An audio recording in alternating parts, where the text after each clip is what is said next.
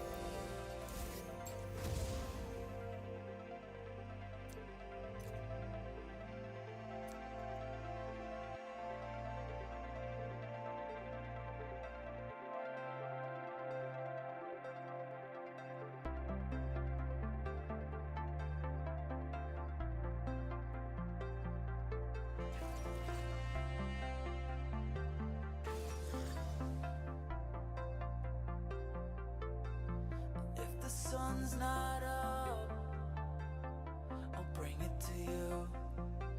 And if my mind says stop, my heart will know what to do. And if the stars are fading, I'll blow the sun to pieces, make it rain till the loneliness is gone.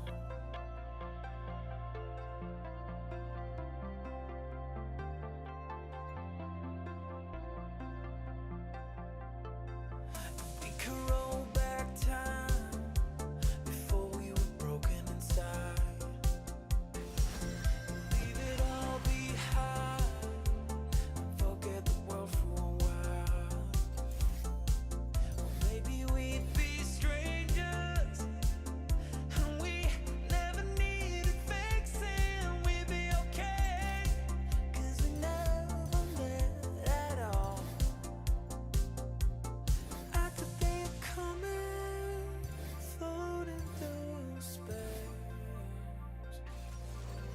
'Cause being lost to you is the best place. Let's go back to where we started. I'll be right here. Just follow the light, let me burn through your atmosphere.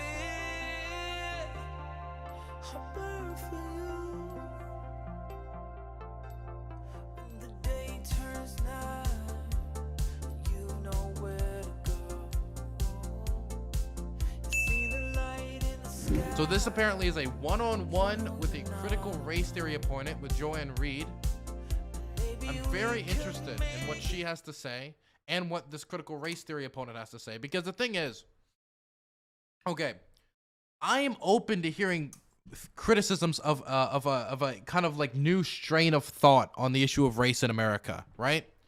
The problem is, I hear like people say like critical race theory is coming to like destroy the youth's minds, and it's gonna make everyone extra racist, and it's gonna make black kids hate white kids, and white kids hate black kids, and white kids hate themselves, and all this stuff. And I'm like, wow, this is terrifying. And then I hear what people are describing as critical race theory, at least from the right-wing spectrum, and it's something like they're gonna hate America because they're gonna think America's a racist country. And I'm like, America has like a ton of racism in it and a lot of problems with racism. So I mean, that's not really that scary. And they was gonna say that America was founded in racism. Well, I mean, 3/5 was enshrined. I mean, there was a lot of racism in the fact. It wasn't only racism, but a lot of it was. And then I'll listen and I'm like, oh, this is actually not about critical race theory in particular. It is about basically the same extension of the conversation we've been having in race in America for the last forever. And so I'm very curious as to what this conversation is going to be different, or if it's going to be the same. Yak as we always have. So I'm very curious about this one-on-one. Oh, let me turn on the volume first. I think that's probably a smart thing to do. Of critical race theory. So we reached out to him. I've interviewed him before, so we reached out to him because you say he's the guru of critical race theory. You name him a lot in your, both in your manifesto or your talking points memo, but also in your video. We reached out to him. We asked him if he's a critical race theorist. He said, I admire critical race theory, but I don't identify as a critical race theorist. I'm not a legal scholar, so I wasn't trained on critical race theory. I'm a historian. And Chris would know this if he actually read my work or understood that critical race theory is taught in law schools. I didn't attend law school, which is where critical race theory is taught. It's really the only place it's taught. NBC has went into everywhere that's not taught in elementary school. But hold on a second. This is the second thing he said, which... Okay, so first off, this person that's talking about, I don't really know who this guy is, but I've heard his name brought up a lot when people talk about critical race theory. That's kind of like a boogeyman. So I assume that what Roy is doing, Reed, I'm sorry. What Joy is doing here is basically being like, hey, this person that you're showing us a boogeyman of critical race theory, they're not even a critical race theorist. God, this play button sucks. It's strange to me that you... Let me respond. This is not a monologue. This should be a dialogue, right? Am I right? Well, it's my show, so it's how I want to do it. So let me read you one more quote from him. Because you've made a lot of claims about critical race theory saying that white Americans are inherently racist, that racism is inherent to whiteness. And that is one of the core charges that you're making about, these sort of, what you consider like sort of woke studies in school. This is what Ibram Kendi has said in his own words. He said, we've been taught that racist is essential to who a person is. It's a fixed category. It's in someone's heart. That's one of the reasons why people are unwilling to or unable to admit the times in which they're being racist, because it's not just admitting I was being racist in that moment. Basically, we're tattooing racist on our forehead for the rest of our lives. Isn't that the opposite of what you're arguing? Well, I'll say two things. First of all, it's very interesting to me that so many people are now running away from the race of the label of critical race theory. But He's not a critical race theorist. Hold on. I'm going to quote two critical race theorists. Barbara Applebaum with the book Being Good, Being White. She says, quote, all white people are racist. Robin DiAngelo, who's another critical whiteness studies scholar, says that, quote, all white identity is inherently racist. He's so just what you're plowing doing is through. you're playing a He's series not of even word listening. games. Going You know that through. critical whiteness studies is a subfield of critical race theory. No, it's not. These things are all deeply interrelated. not. They're not. And I'm not They're going to let just you play word games. And this is He really, I just- think, he the most just- essential thing. Hold on. She's like, that guy just said, not a critical racer. That woman he just said, not a critical racer. He's just plowing through. Just plowing through like he needs to tear down this house altogether. Just not paying attention. Also, Joy's teeth, as pointed out by chat, very, very nice. Just wanted to throw that out there. No. Let me respond at least once. I haven't gotten a full sentence out. Because I'm not going to let you see. One of the things that I don't know, you probably never watched me on TV. Just we didn't know who each other were, not so long ago. But I don't allow people to just make up and say lies on the show. It's just not really right to do that and let people hear. But hold on, But let Robin me at least get a DiAngelo. full sentence in. Wait. Am I right or Robin wrong? DiAngelo is not a critical race theorist, and I want everyone to know that. Robin I don't know who the other woman is, but she's not. But let's just go through a minute because whiteness, and racist. Whiteness and racist. Sure. Where did the term whiteness come from? Sure, and I think this is an important point, and I hope you let me actually get a full paragraph out about this. Go for it. Whiteness is the idea that there is some kind of metaphysical category in the world, that all white people are reducible to this essence of whiteness. Then what happens is that they load all of these negative connotations. They say that whiteness is by definition, that includes white fragility, includes white privilege, includes internalized white superiority. And then what they do is they try to impose these reductive racial categories onto individuals. And I actually agree with Kendi's approach. I think that we should fight race essentialism. But the problem is that critical race theory enshrines race essentialism. But you and you said see he it in is schools. one. And I'll give you 3 examples of critical race theory being taught in schools. Hold on one second. Wait, hold on. Okay, so what I'm confused is, you can't just cite people to go after a theory when those people aren't even proponents of said theory. It'd be like me saying, I'm going to go after socialism and Marxism and communism. And then I said, here's the problems I have with President Joe Biden. Look what Joe Biden did with the drug war. Look what Joe Biden did with his comments about, if you don't vote for me, you ain't black.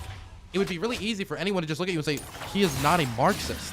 He doesn't read Marx. He doesn't espouse Marx. He's never claimed to be a Marxist. He doesn't value Marxist principles. He doesn't value any of these principles. So you can't use attacks against Joe Biden as like criticism of Marxism. If you wanted to criticize Marxism, you'd have to go to Marxist scholars. You'd have to maybe go after like Caleb Maupin, or socialism, maybe Dr. Wolf, or like modern Marxists. You wouldn't go after Joe Biden, and that is essentially what he's doing here. What he's doing is going after people who aren't even critical race theorists. The first person mentioned, she had a direct quote from them saying, I'm not a critical race theorist. And then the next person, apparently she doesn't have a record on, but on the third person also wasn't a critical race theorist. So out of the 3 people mentioned, 2 of which aren't even critical race theorists, and the third one is yet to be determined.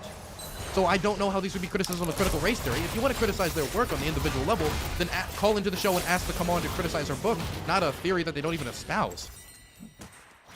Cupertino, California. No, In Cupertino, these are in your California. talking points, sir.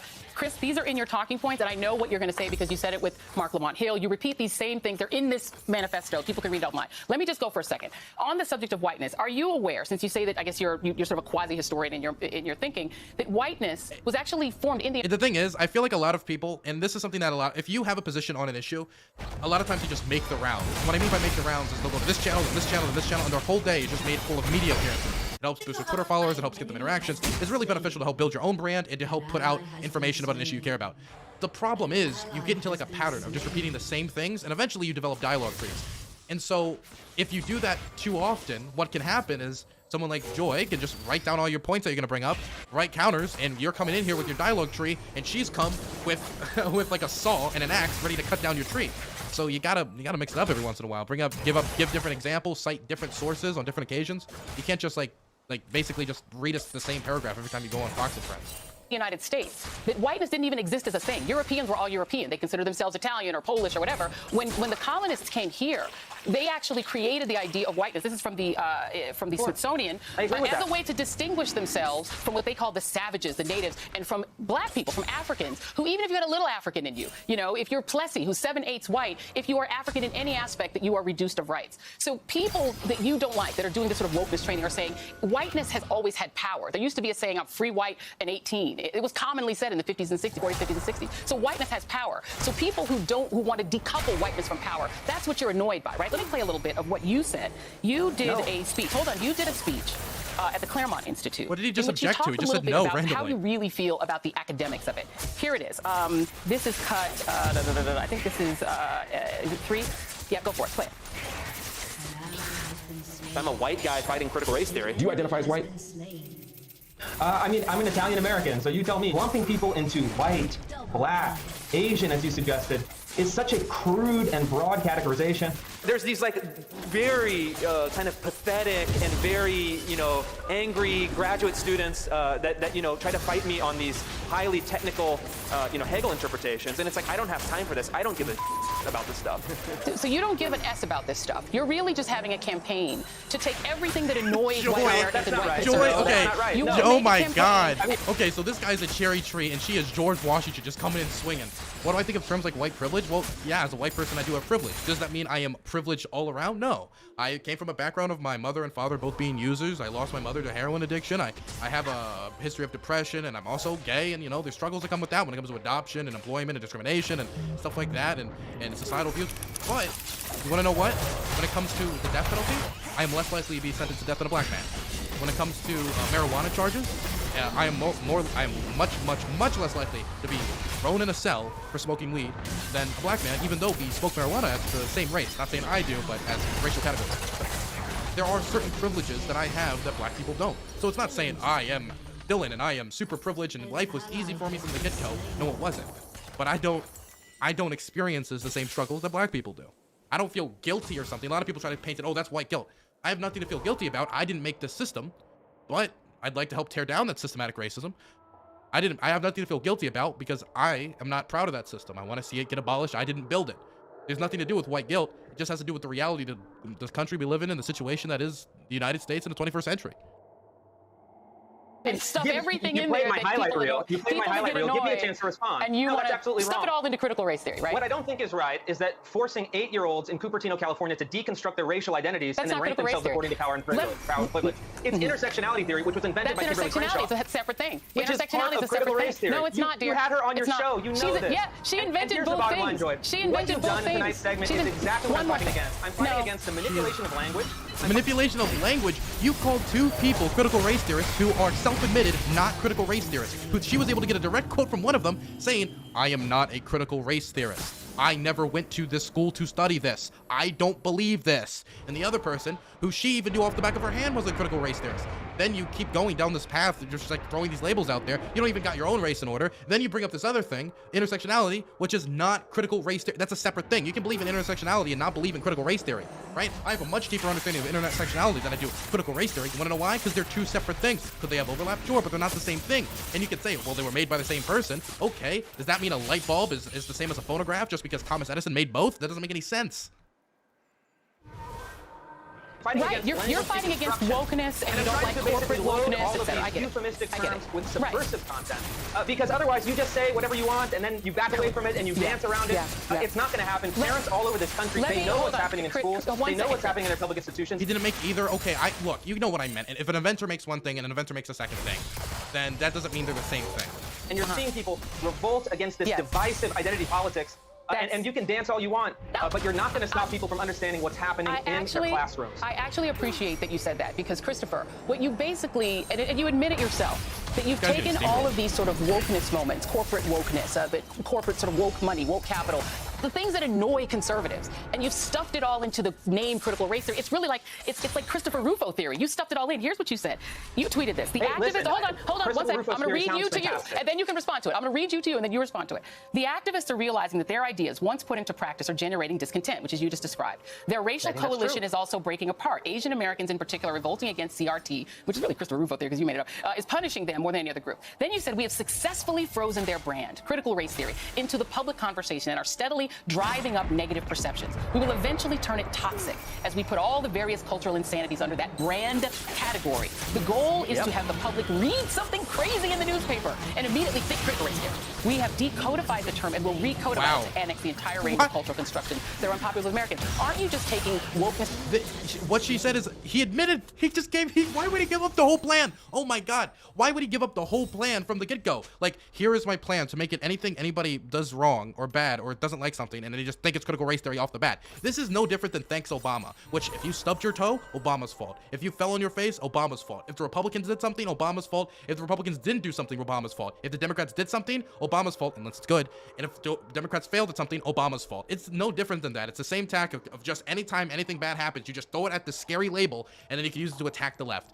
The thing that's different is why would he admit it and then object to admitting it when she says this to him? Why would he do that? The stuff that annoys you and calling it critical race theory. No, not at all. The idea of the codification and decodification of language comes from the critical pedagogist Paulo Freire. And my strategy is to take these... Now you're doing pedagogy, Christopher? Yes. Come To on. take these techniques and use them against their own ideology. And I'll tell you, Joy, my strategy has been enormously successful. According to the Economist Sadly, it has. magazine poll, 64%. I mean, so is Blitzkrieg. It doesn't mean it's good. Why? The thing is, okay, think of like a secret message, like you post somewhere, right? Like a secret message, like a secret plan you have. Out of all the places you would post it, why would you post it on Twitter, man? Like you posted on one of the most readily available things. It's not even a really old tweet, like from 2009, when you never thought you would get this big. This is like from this year when this topic was like building up. Why would he admit it online? Like if I had a strategy to basically make it that, I don't know, every single time something bad happened, I'd blame it on Republican gerrymandering. I just label gerrymandering. If you stubbed your toe, gerrymandering. Did this, gerrymandering. Why would you admit it? Give them the guidebook. Tell everybody the thing. It just doesn't make any sense to me. Not only is he incorrect about critical race theory and he's labeling people critical race theorists who aren't critical race theorists, he's giving up the plan on how exactly he's going to do it. And then going on national television to get humiliated by Joy. Of Americans now know what critical race theory is. No, they know what Christopher Rufo theory is. Of which 58% of them You think made that up your own view thing, it. bro. You made, my friend, you made up your own thing. You admitted Let you were me going to finish do one it. And I'm going sentence. to give you credit for one thing. You did create your own thing. Not a lot of guys in their 30s have created their own thing, labeled it something that already existed as a name, slapped that brand name on it, and turned it into a successful political strategy. You've done that. It's creating a lot of hell at school board meetings, but you did accomplish that. So Christopher Rufo, thank you, man. Thank you for being here. Well, Really Joy, I appreciate you. appreciate it, and I'll give you the position as the most prestigious Christopher Rufo theory scholar in the world. I hope next time you give me at least a chance to complete 2 sentences. I think it'll be a lot more fun. Well, not if you're But going to do we'll try talking again points. next time. They were your talking we'll try points. again. People can read your talking points online because they're online as well. You can read all of them. Thank you. I'm sorry, but she like choke slammed this man and like broke the ring. This was like a Snake to Jake Roberts DDT, like easy clap, like bam. I'm sorry, but my God, she just like steamrolled this. Made a bottom out of it. Okay, calm down, calm down. I know it's Pride Month, but we gotta calm down.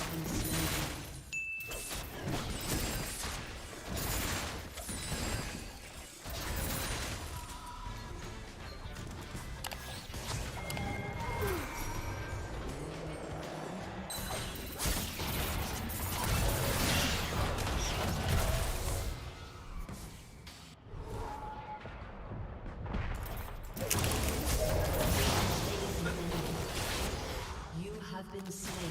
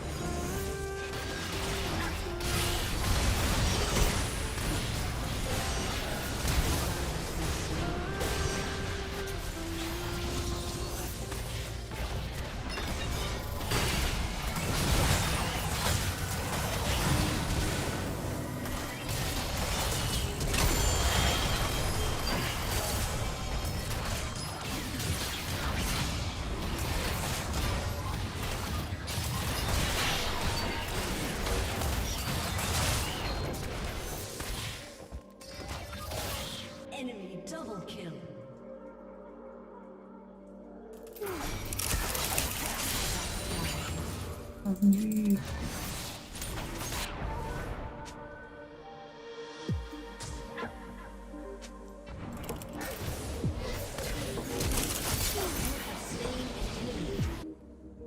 turret has been destroyed.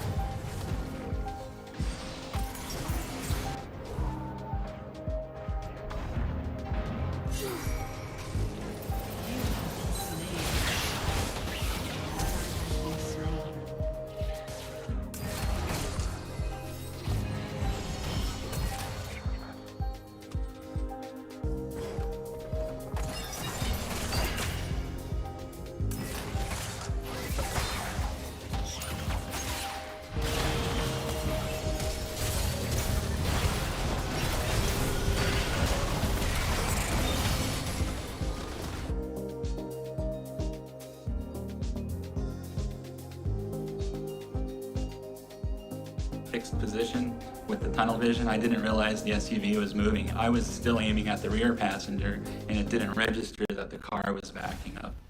Okay. Way And different at some story. point, you realize now But he's there's already no said more too red much. He's door in fucked front of your himself. face. This is where Rhonda starts coming into my mind, because I know she's heard the shots. I know Rhonda.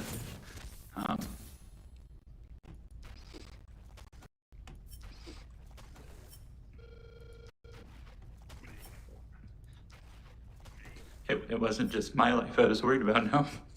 And at some point now, do you see that SUV actually drive towards a different direction or try to drive away? It did, and